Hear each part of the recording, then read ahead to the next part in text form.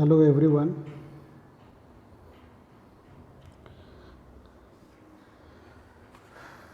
पिछले वीडियो में हम लोगों ने देखा था कि गूगल फॉर्म्स के ज़रिए आप किस तरह से अपने परीक्षा में शामिल होते हैं यदि वो परीक्षा डिस्क्रिप्टिव मोड में ली जा रही है। मीन्स आपको कॉपी पे अपना आंसर्स लिखना था, उन आंसर्स को फिर अपलोड करना था। वैसी परिस्थिति में आप किस तरह से अपने जवाब को सबमिट कर रहे थे, ये हम लोग पहले के वीडियो में देख चुके हैं। लेकिन जैसे जैसे समय बीतता जा रहा है, परीक्षा का माध्यम भी बदलता जा रहा है या मोड भी बदलता जा रहा है, परीक्षा लेने के तरीके में भी बदलाव आ रहा है। मैं ये बात इसलिए कर रहा हूँ क्योंकि अभी हाल ही में हम लोगों परीक्षा ली सेमेस्टर 2 के मिड सेम की गूगल फॉर्म्स के ज़रिए ही, लेकिन वो डिस्क्रिप्टिव में ना होकर के ऑब्जेक्टिव में था इस बार। उस परीक्षा को कंडक्ट करने के बाद यही समझ में आया है कि छात्रों को कुछ परेशानियां हो रही हैं अपीयर होने में, फॉर्म को सबमिट करने में। तो उन्हीं सभी समस्याओं पे हम चर्चा करेंगे और कोशिश करेंगे कि मिलजुल कर उन समस्याओं को दूर करें। उन समस्याओं की बात अगर करें तो समस्या हो रही थी खास करके यूनिवर्सिटी रोल नंबर को लेकर के। तो यूनिवर्सिटी रोल नंबर के बारे में मैं आपको यही बोलूँगा कि यूनिवर्सिटी रोल नंबर ही आपका एग्ज़ाम रोल नंबर है, दोनों एक ही है, उसमें कंफ्यूज नहीं करना है आपको। आपका जो एडमिट कार्ड दिया गया होगा, उस एडमिट कार्ड में आप देखेंगे, यदि आप सेमेस्टर 3 के विद्यार्थी हैं तो आपको दिया होगा वहाँ पर 18 BC 816 या 7 करके होगा। 18 BC से वो नंबर आपको शुरू हुआ होगा। यदि आप सेमेस्टर 2 के विद्यार्थी हैं तो आपको वही नंबर 19 BC करके शुरू होगा, 19 BC 8170 समथिंग करके वो नंबर होगा। और अगर आप सेमेस्टर 6 के स्टूडेंट हैं तो आपका रोल नंबर 17 NBC करके होगा। वो BC स्टैंड्स फॉर बैचलर, वहाँ पर आप ध्यान देंगे, वो है आपका एग्ज़ाम रोल नंबर। उसके बाद हम लोगों ने यह भी समझा कि कुछ विद्यार्थी जो है वो अपना नाम भी पूरा नहीं लिखते हैं।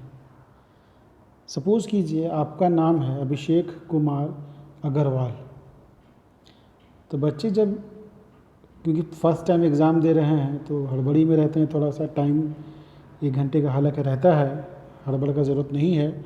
तो बच्चे कभी कभी अपना नाम अगर अभिषेक कुमार अग्रवाल है तो उसके जगह पर केवल अभिषेक कुमार लिखते हैं। बहुत सारे तो केवल अभिषेक ही लिखते हैं, कुमार अग्रवाल को छोड़ ही देते हैं। तो इन सब चीज़ों से बचिए। आपका जो नाम एडमिट कार्ड में प्रिंटेड है आप वही नाम लिखिए। अगर आपका नाम अभिषेक कुमार अग्रवाल है तो आप अभिषेक कुमार अग्रवाल ही लिखिए, और अगर आपका नाम केवल अभिषेक है तो केवल अभिषेक लिखिए। दूसरा चीज़, नाम हमेशा कैपिटल लेटर्स में लिखिए, स्मॉल में लिखने की आवश्यकता नहीं। आप पूरा नाम अपना कैपिटल लेटर में लिखिए तो ज़्यादा रीडेबल होता है वो, और कोई दूसरा बात नहीं है, रीडेबल होता है। ठीक है, तो ये कैसे होगा, आप अपना नाम सही सही कब लिख पाएंगे, अब वो भी सिखाना पड़ेगा। बहुत ख़राब टाइम आ गया। चलिए, नाम आप अपना एडमिट कार्ड ले करके बैठेंगे तो आप नाम और अपना एग्ज़ाम रोल नंबर भरने में गलती नहीं करेंगे। ठीक है। तीसरा इम्पॉर्टेंट चीज़ है आपका ईमेल आईडी। ईमेल आईडी कहीं कहीं पर मैंडेटरी है, कहीं कहीं पर मैंडेटरी नहीं है, लेकिन गूगल फॉर्म्स के ज़रिए यदि आप एग्ज़ाम में अपीयर हो रहे हैं तो आपके पास एक वैलिड ईमेल आईडी होना ज़रूरी है। वो आपको फिलअप भी करना पड़ता है एक जगह पर, तो वो आप फिलअप भी करेंगे। उसके बाद जो अगला चीज़ है इम्पोर्टेंट चीज़ आपके लिए, वो है आपका कॉन्टैक्ट नंबर। कॉन्टैक्ट नंबर आपको मैं बता रहा हूँ कि कुछ लोग कॉन्टैक्ट नंबर में 10 डिजिट की जगह पर 9 डिजिट ही लिखते हैं। कुछ लोग तो 1 2 3 4 5 6 7 8 9 10 लिख के चले आते हैं। उनको लगता है कि कॉन्टैक्ट नंबर देना ज़रूरी नहीं है, कुछ भी लिख देने से काम चल जाएगा। तो आप बिल्कुल सही सोचते हैं, आपका काम चल जाएगा, कुछ भी नंबर लिख दीजिएगा तो आपका काम चल जाएगा। लेकिन अगर आपके फॉर्म में किसी तरह की गलती हो गई और हम लोग चाहें कि आपसे कांटेक्ट करके उसको सुधरवा दें, सुधार लें, तो वो संभव नहीं हो पाएगा। 1 2 3 4 5 6 7 8 9 10 में कॉल लगाएंगे तो लगेगा ही नहीं, बोलेगा this number is invalid, please check the number before dialing. और या तो बोल देगा हम लोगों को are you out of your mind, ये नंबर कोई डायल करने का नंबर है। तो लोग को वैसा सुनने के लिए मत बोलिए कहीं से। इसके लिए क्या उपाय है, आप अपना वैलिड नंबर दें जो चालू है, आपके पास रहता है, ताकि अगर किसी भी तरह की गड़बड़ी या गलती होती है तो तुरंत हम लोग मिल करके उसे सुधार कर लेंगे। ठीक है, तो ये सब चीज़ आपके पास अवेलेबल होना ज़रूरी है, तभी आप अपना फॉर्म को पूरा कर पाएंगे। अब ये एग्ज़ामिनेशन की शुरुआत कैसे होगी? Just before time of examination से कुछ ही समय पहले आपके पास जिस ग्रुप में आप शामिल होंगे, एग्ज़ाम वाले ग्रुप, व्हाट्सएप ग्रुप में होंगे, वहाँ पर आपको एक लिंक दिया जाएगा। आपको उस ग्रुप में जा कर के उस लिंक को ओपन करना है। आप अपने व्हाट्सएप में जाएंगे, जैसे ही उस लिंक को आप ऑन करेंगे, आपके पास गूगल फॉर्म्स में आपको रिडायरेक्ट कर दिया जाएगा और ये फॉर्म आपके पास खुल जाएगा। ये है demo test for BCom semester 3 session 18 to 21। क्योंकि 1 और 6 के एग्ज़ामिनेशन हो चुके हैं, ये वीडियो मैं बेसिकली सेमेस्टर 3 के स्टूडेंट्स के लिए बना रहा हूँ, तो इसलिए यहाँ लिखा हुआ है। हालांकि सेमेस्टर 1 और 2 के विद्यार्थियों के लिए या सेमेस्टर 6 के विद्यार्थियों के लिए भी ये महत्वपूर्ण है, क्योंकि हो सकती है भविष्य में उनकी परीक्षाएं, जब तक खुल नहीं जाता है कॉलेजेस वगैरह, तो उनकी परीक्षाएं हो सकती हैं इसी माध्यम से हो, ऑब्जेक्टिव मोड में ही, तो वो भी ये वीडियो ज़रूर देखें। तो ये क्योंकि डेमो है इसलिए डेमो लिखा हुआ है, अदरवाइज़ आपको नॉर्मल लिखा रहेगा। ये नेक्स्ट पे आपने क्लिक किया, जैसे ही नेक्स्ट पे आप क्लिक करेंगे आपके पास ये विंडो ओपन हो जाएगा। ये है आपका फ्रंट पेज, जहाँ पे आपको अपना डिटेल्स को फिलअप करना है। ये हेडिंग लिखा रहेगा, ये डेमो वगैरह है, ये कॉलेज का नाम, हम लोगों के कॉलेज का नाम है, चूँकि ये मैं अपने प्रिय विद्यार्थियों के लिए बना रहा हूँ तो इसलिए यहाँ पे है कॉलेज का नाम। ये आपका नेम ऑफ कैंडिडेट, यहाँ पर देखिएगा कुछ फील्ड्स में ये रेड चिन्ह, रेड एस्टिक मार्क दिए हुए हैं। इसका मतलब ये हुआ कि ये सभी जो हैं ये रिक्वायर्ड हैं, ये आपको फिलअप करना है। बिना इनको फिलअप किए हुए आप आगे नहीं बढ़ सकते। तो नाम, जैसे नाम मैंने आपको बताया, आपको पूरा नाम लिखना है। अगर आपका नाम अभिषेक अग्रवाल है, अभिषेक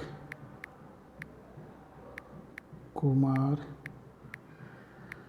अग्रवाल, तो आप अग्रवाल पूरा लिखें।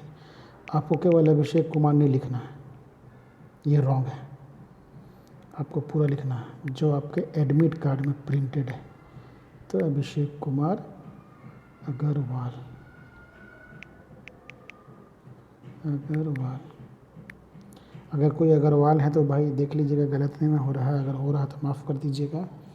अग्रवाल तो ऐसे ऐसे ही होता है, कुछ लोग अग्रवाल भी लिखते हैं इस तरह से, अग्रवाल। तो आपका जो भी नाम है वो आप वही लिखिए। मान लीजिए आपके एडमिट कार्ड में ऐसे लिखा हुआ है अग्रवाल, ठीक है, तो आप वही लिखिए। उसके बाद आपको लिखना है यूनिवर्सिटी रोल नंबर। तो चूँकि सेमेस्टर 3 के विद्यार्थियों के लिए है तो ये 18 BC से होता है उनका, 19BC81 कुछ होगा आगे भी। अगर आप सेमेस्टर 1 के विद्यार्थी हैं या 2 के, तो आपका यही नंबर होगा 19BC से, और अगर आप सेमेस्टर 6 के विद्यार्थी हैं तो आपका ये होगा 17NBC से। तो ये ध्यान रखिएगा आपका क्या यूनिवर्सिटी रोल नंबर। ये मिलेगा कहाँ पर आपको? ये मिलेगा आपके एडमिट कार्ड में, तो वहाँ से आप देख करके भरेंगे। उसके बाद क्लास रोल नंबर, ये सबको याद रहता है, कुछ को याद नहीं भी रहता है, ऐसे भी विद्यार्थी भेंटाते हैं हम लोगों को। उसके बाद ईमेल आईडी आपको फिलअप करना है। मान लीजिए आपका ईमेल आईडी है abcd@gmail, आपको सही देना है। उसके बाद कॉन्टैक्ट नंबर, मान लीजिए 8765423476, ये मान लीजिए आपका फ़ोन नंबर है। अब ध्यान क्या देना है, यहाँ पर अगर आप 9 नंबर भी देते हैं, 10 डिजिट होता है ना, आप 9 ही डिजिट दिए तो भी आपका फॉर्म सबमिट हो जाएगा, उसमें नहीं टेंशन है। टेंशन कब होगा? आप जब गलत भर देंगे तब, फिर आपको फ़ोन लगाया जाएगा तो लगेगा ही नहीं। तो इसीलिए इस पेज को खास करके भरते समय आपको पूरा सावधानी बरतना है। ये हम भर देते हैं, ये 11 डिजिट का नंबर होता है। ये यूनिवर्सिटी रोल नंबर जो है वो 11 डिजिट का होता है। यह आपको भर देना। आप जब संतुष्ट हो गए कि हाँ सब कुछ मैंने ठीक ठीक फिलअप किया है, तब आपको नेक्स्ट का बटन दबा देना है। जैसे ही नेक्स्ट का बटन दबाएंगे आप, आपके सामने क्वेश्चन वाला पेज जो है वो ओपन हो जाएगा। तो ये डेमो टेस्ट, डेमो मैं बार बार बोल रहा हूँ, ये डेमो है इसीलिए ये लिखा हुआ रहेगा, अदरवाइज़। अब यहाँ पर आपको डिटेल सेक्शन है कि आपको डिटेल है क्या क्या। तो टाइम आपका है 1 घंटे का। आपको अगर मिड सेम की परीक्षा हो रही है तो 1 घंटे की होगी, एंड सेम की होगी तो जाहिर सी बात है 3 घंटे की होगी। 100 मार्क्स का होगा, 75 मार्क्स का होगा, सॉरी। अगर मिड सेम हो रही है तो वो 25 मार्क्स की होगी। तो यहाँ पर वो सारा डिटेल आपको मिल जाएगा इस सेक्शन में। ये सेक्शन में टाइम क्या है, फुल मार्क्स क्या है, और कौन कौन से क्वेश्चंस कंपलसरी है। तो यहाँ पर मिड सेम में चूँकि ऑब्जेक्टिव मोड पे परीक्षा है, इसलिए आपके सारे क्वेश्चंस क्या हैं, कंपलसरी है। ये आपको इससे भी पता चल जाएगा, स्टार मार्क से। देखिए स्टार मार्क है जहाँ जहाँ, समझिए वो सारे क्या हैं, कंपलसरी हैं। ठीक है। तो 2 तरह के क्वेश्चंस, 3 तरह के क्वेश्चन बेसिकली आ सकते हैं, लेकिन ऑब्जेक्टिव ही रहेगा, उसमें से आपको जवाब दिए रहेंगे, सही जवाब का चुनाव करना है। ठीक है। ये पहला जो हो सकता है आपको, state whether the following statements are true और फॉल्स। आपको बताना है कि ये ट्रू है या फॉल्स है। 2 ऑप्शन है, ट्रू या फॉल्स। अब आप सवाल पढ़ें कि income tax is direct tax. अब आपको लगता है कि ये ट्रू है तो आप ट्रू को सिलेक्ट कर लेंगे, टिक करेंगे, तो आपको ग्रीन हो जाएगा वहाँ पे डॉट, ग्रीन डॉट। तो ये अपने आपका जवाब जो है वो हो गया।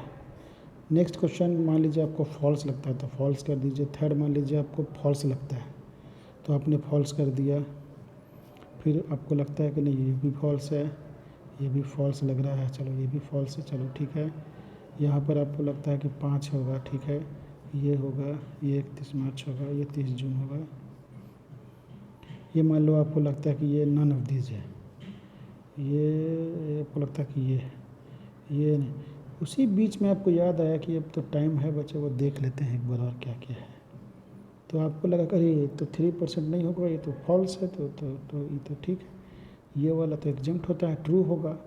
आपको लगा कि 3rd नंबर क्वेश्चन में जो मैंने फॉल्स कर दिया था वो तो नहीं, वो तो ट्रू है।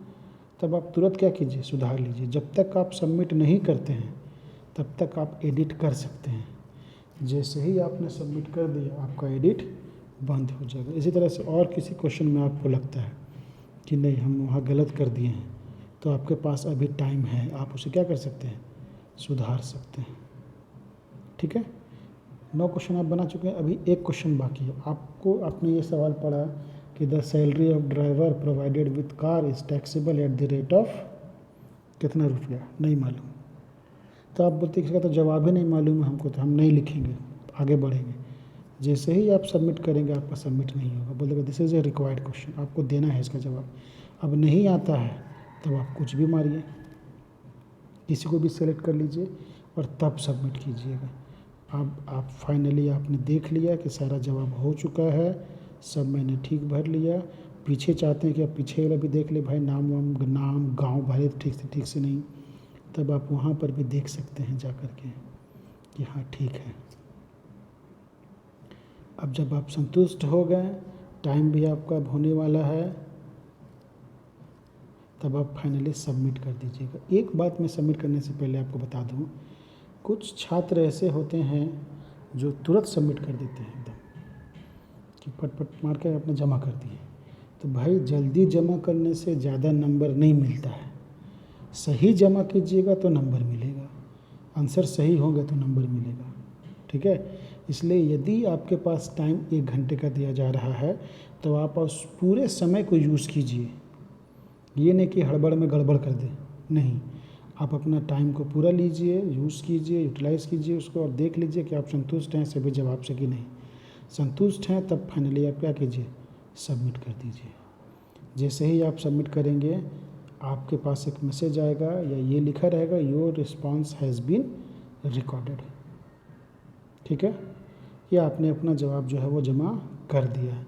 अगर आप देखना चाहते हैं कि मैंने क्या, आप एडिट नहीं कर सकते, आप केवल देख सकते हैं, तब भी वो एक्यूरेसी करेंगे, तब आप देख सकते हैं कि अच्छा ये मैंने भरा है, ये भरा। अब मान लो कि कोई अच्छा स्टूडेंट भरा और यहाँ पर आए, अरे हम तो नंबर गलत कर दिए, अब दोबारा भरना चाहेगा, तो क्या वो दोबारा भर सकता है?